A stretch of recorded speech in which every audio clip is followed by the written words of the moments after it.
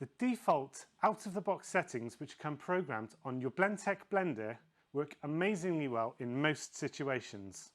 But you could be missing out on some huge benefits that these blenders can bring to your cafe, bar or restaurant. In this video, I'm going to show you how you can customize and unlock the full potential of your Blendtec Connoisseur 825 to speed up service, simplify your drinks making process and create the perfect blended drink every single time.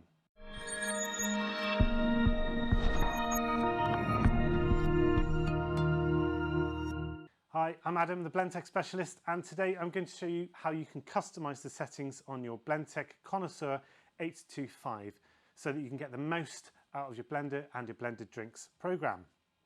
By the way, if you have a SpaceSaver 825, this information is for you also, as it has the same onboard computer as the Connoisseur 825. One other thing before we get started, you might have an older version of this model such as the Q series, ABC or Smoother. They look very similar, but there is a different method that you need to follow. The easiest way to check which model you have is to take a look at the underside of the motor. If you can see a USB port, then you do have a Connoisseur 825 or SpaceSaver 825, so keep watching this video. If, however, you see a 5-pin port, go over to the other video which I've linked down in the description for you. Blendtec have packed the Connoisseur 825 with a ton of intelligent features, including 42 pre-programmed cycles to suit almost any drink you can imagine. If that's not enough, you can really get into fine-tuning your own custom blend cycles, which we'll look at separately and in more detail in another video. If you've just taken your blender out of the box, or if you've had your Blendtec blender for a while but have never changed the settings, the chances are the screen will probably say multi-purpose or multi. If you press button 1, you'll get a cycle for small milkshakes, button 2 for granitas and so on. But what if you've tried these settings and they don't quite work with your specific ingredients, drink sizes or menu? Let's take button 1, small milkshake, for example. It's an 18-second cycle which runs at low speed. This would be perfect for someone using a powder, syrup or puree to flavour their milkshake, but if you use ice cream in your milkshakes, you might need a more aggressive setting to achieve the perfect finished drink consistency and texture. To find a more appropriate setting for your ice cream milkshake, let's take a look at Blendtec's cycle chart. Here we can see all of the cycles available to us which are stored on the blender's computer, and each cycle has a name that suggests what you could use it for. Looking down the list, I can see that number 5 is actually named ice cream.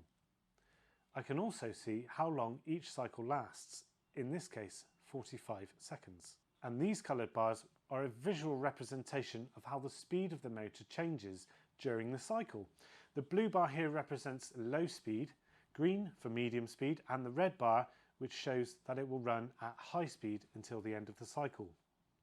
So let's say that I want to set up the ice cream cycle to work on button 2 of my blender so that I can make ice cream milkshakes. To access the menu, just hold down buttons 2 and 4 at the same time.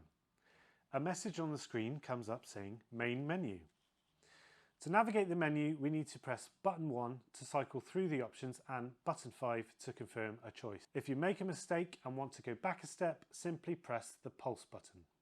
Let's select Blend Cycles and confirm the choice by pressing button 5. Then, as you scroll through the options with button 1, we have the choice of Standard Cycles or Custom Cycles. So let's go Standard Cycles. This brings up a list of all 42 pre-programmed cycles that we saw earlier on the cycle chart. So let's scroll through them until we get to the ice cream settings. Select it with button 5. The blender will ask you which button you'd like to assign this cycle to. Now, I want to have the ice cream cycle assigned to button 2. Confirm this by pressing button 5, and it tells you that the cycle on button 2 has now changed. Now I'm back to the home screen, and if I press button 2, I can see that the ice cream setting has been programmed. You can now go through using the cycle chart and set each button to what it is you'd like it to do. One of my top tips, if you only have 1 or 2 types of drink on your menu, you probably only need to set up 1 or 2 of the buttons on your blender. To help keep things simple for you and your staff, you can disable all the other buttons that you don't need. All you need to do is set the button you wish to disable to number 43, as shown here on the cycle chart. And don't worry, you can of course undo this action later if you wish. Whilst I recommend spending some time to go through and set each button individually to what it is you need it to do, if you don't want to go through each button in this amount of detail, then Blendtec have helpfully created what they call a blending profile. A blending profile is a collection of blend cycles that are generally based around the types of drink you're looking to make. Here is the profile that the blender is set to by default. It's called the multi-purpose profile, and as you can guess, it's been designed to suit a wide range of drinks. We also have a smoothie, coffee and milkshake profile, which are all slightly more specific to those drink types. If you change the profile on your blender, then all the buttons will be updated with the cycles shown here. Changing the profile is really easy. Just press and hold buttons 2 and 4 again to get into the menu and navigate to profiles, and then standard profiles. You'll see the 4 choices: smoothie, coffee, multi-purpose and milkshake. Confirm your choice with button 5, and now all 6 buttons on the blender have been updated. Now you can see how to customize and set each button on your blender to suit the various drinks on your menu. I'd suggest go and try it out and see the results for yourself. If you find that your drinks are over blending, take another look at the cycle chart and select a shorter cycle or a cycle that runs at a lower speed. Likewise, if the ingredients aren't quite blended enough, go for something a bit longer or with slightly higher speed. The 10 minutes it takes to go through these steps and unlock these features will pay dividends, as you'll be able to deliver perfect and consistent drinks every single time without reblends or wasting time. I mentioned earlier that there is a way to create your own custom blend cycles using the online Blend Wizard tool and a USB flash drive.